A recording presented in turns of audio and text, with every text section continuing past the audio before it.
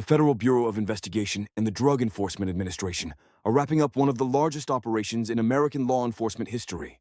For 8 months, investigators have been gathering evidence against a network that operated inside federal agencies, disguising illegal activities as routine administrative processes.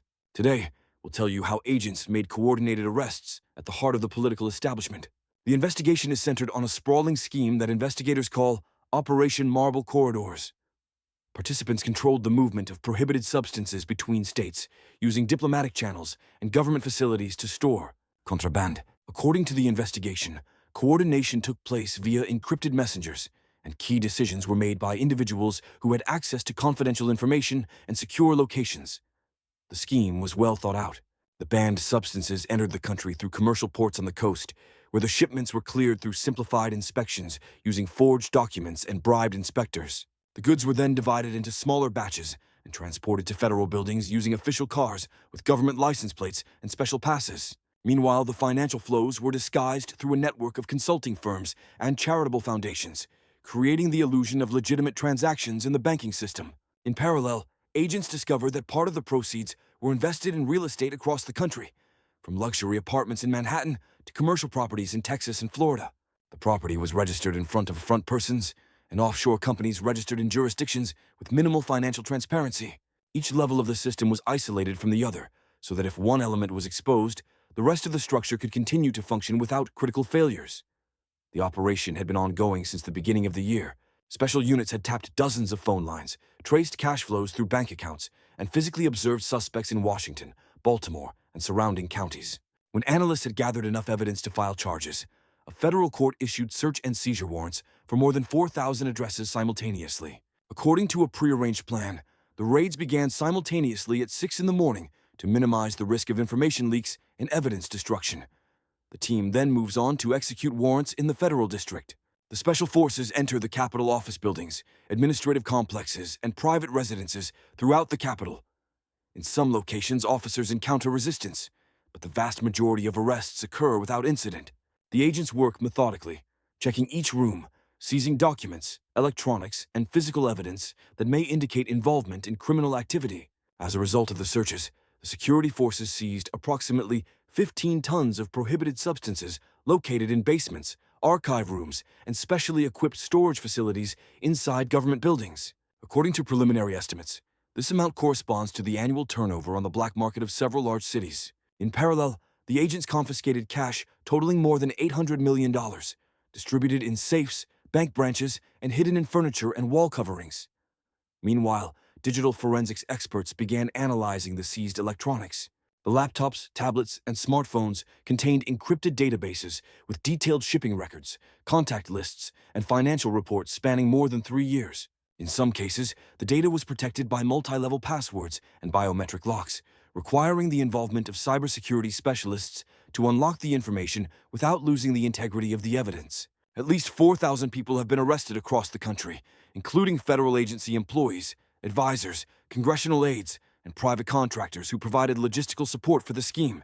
Those arrested include former military personnel, lawyers, accountants, and even individual security personnel who used their authority to ensure the smooth movement of contraband through checkpoints and roadblocks.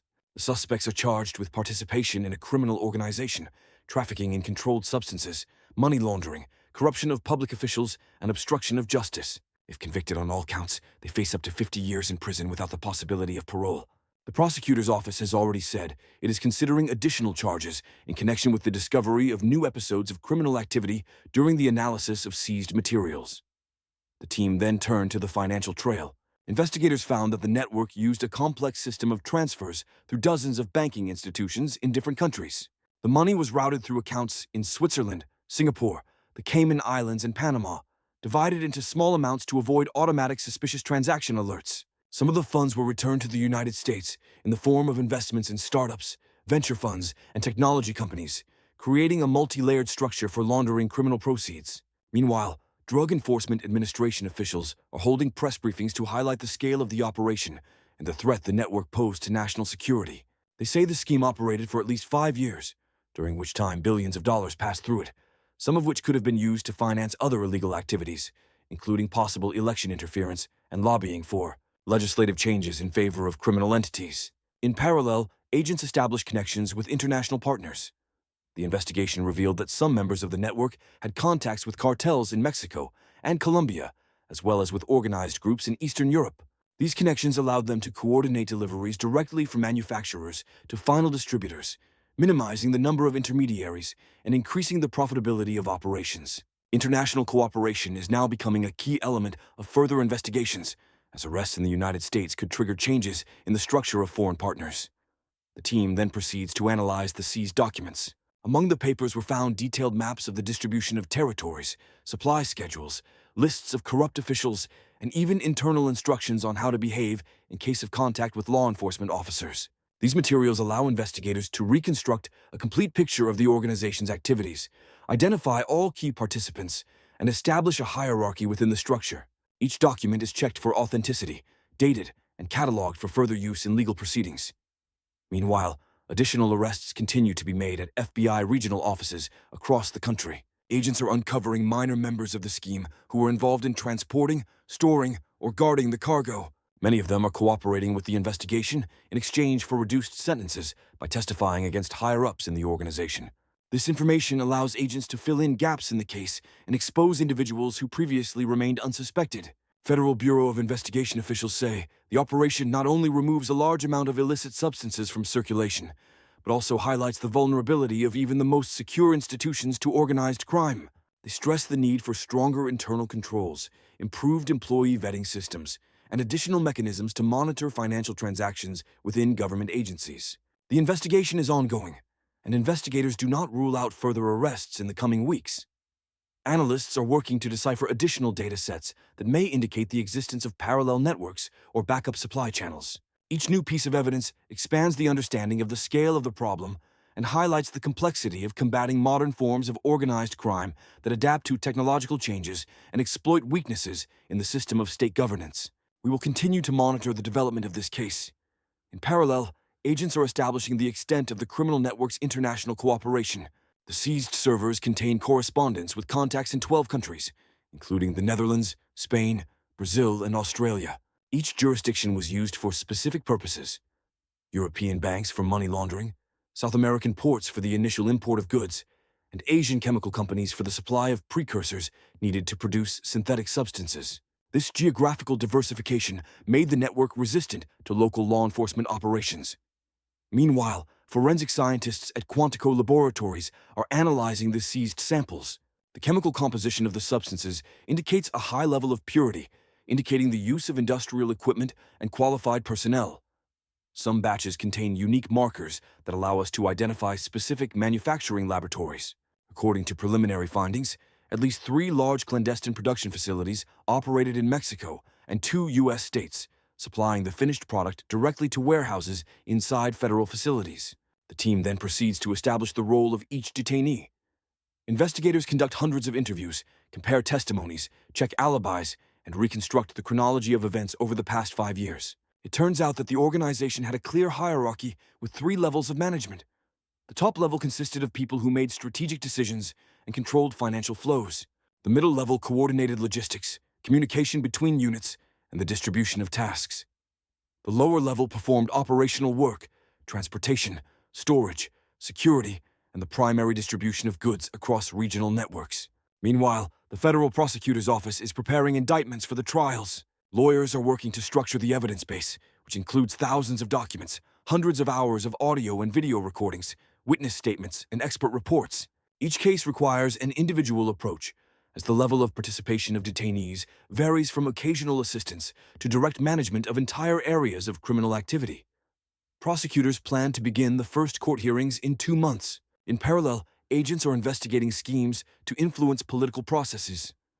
Financial records show that part of the income was directed to indirect donations to election campaigns through dummy donors and political committees. These funds were used to lobby for legislative initiatives that weakened control over certain sectors of the economy or created legal loopholes for the legalization of suspicious financial transactions. The investigation is establishing whether the recipients of these funds were aware of their true origin. Meanwhile, at the Drug Enforcement Administration headquarters, analysts are modeling the potential impact of the operation on the drug market. They estimate that the seizure of 15 tons of goods and the arrest of 4,000 participants will lead to a temporary shortage in the market and an increase in prices by at least 30% over the next 3 months. However, experts warn that other organizations may try to fill the created niche, which will require constant monitoring and readiness for new operations. The team then moves on to work with the organization's assets. A special asset forfeiture unit identifies real estate, bank accounts, cars, yachts, and even private jets purchased with criminal proceeds.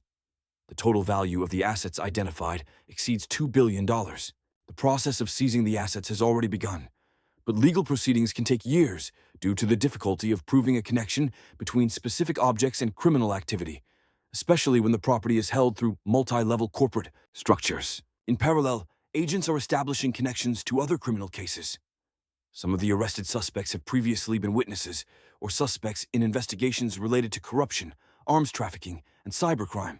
These connections allow investigators to see a broader picture of organized crime in the country and identify systemic vulnerabilities that allow such networks to operate for long periods of time without detection. Meanwhile, the FBI is coordinating with the heads of other federal agencies to implement additional security protocols that will make it harder for similar schemes to happen in the future.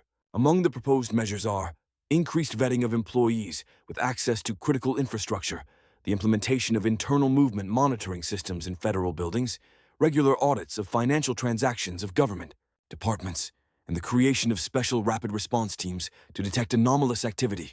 The team then moves on to analyzing the organization's communications networks. Technical experts recover deleted messages, decrypt archives, and track contact history between participants. It turns out that the network used a combination of regular instant messengers for non-essential conversations and specialized encrypted platforms for transmitting critical information. Some messages contained codes and symbols that required the involvement of linguists and cryptanalysts to decipher. Meanwhile, medical examinations of detainees are being conducted in regional detention centers. Some of them require treatment due to chronic illnesses or injuries sustained during detention. Medical personnel also conduct toxicology tests, the results of which may become additional evidence in the case. All procedures are documented to ensure that detainees' rights are respected and to prevent possible complaints of violations during arrests. In parallel, agents are working to establish the history of the criminal network. According to the testimony of some cooperating detainees, the organization began to form 10 years ago as a small group of intermediaries between suppliers and distributors. Gradually, it grew, attracting new participants through personal connections and professional contacts. The key moment was the penetration of federal structures, which provided access to protected premises and confidential information about law enforcement operations. Meanwhile, Drug Enforcement Administration officials are coordinating with international partners to conduct simultaneous operations abroad. Searches are underway in several European countries of the offices of companies involved in money laundering. In Latin America, contacts who provided logistics for the supplies are being detained. This international coordination is critical to dismantling the entire network, not just its American part. The investigation demonstrates the evolution of organized crime in the 21st century, where traditional methods of violence and intimidation are giving way to complex corporate structures, digital technologies, and the exploitation of legislative gaps. This case will become a precedent for future operations and the basis for the development of new strategies for combating crime at the highest levels of government. Representatives of federal agencies summarized the results of the operation at a joint press conference. They emphasized that this case changes the understanding of threats to national security and demonstrates the need for constant vigilance even within the most protected institutions. The arrest of 4,000 people and the seizure of 15 tons of prohibited substances were the largest blow to organized crime in the last decade. Meanwhile, investigators continue to analyze the seized data, which indicates the possible existence of additional cells of the network. Every day brings new discoveries, expanding the scope of the investigation and revealing the depth of penetration of criminal structures into the state apparatus. The prosecutor's office is preparing for a series of trials that will last at least 2 years. Operation Marble Corridors has concluded its active phase, but the fight against the consequences of this network's activities is only just beginning. Federal agencies have gained invaluable experience and understanding of the methods of modern organized crime, which will help prevent similar schemes in the future. We will continue to monitor the development of this unprecedented case.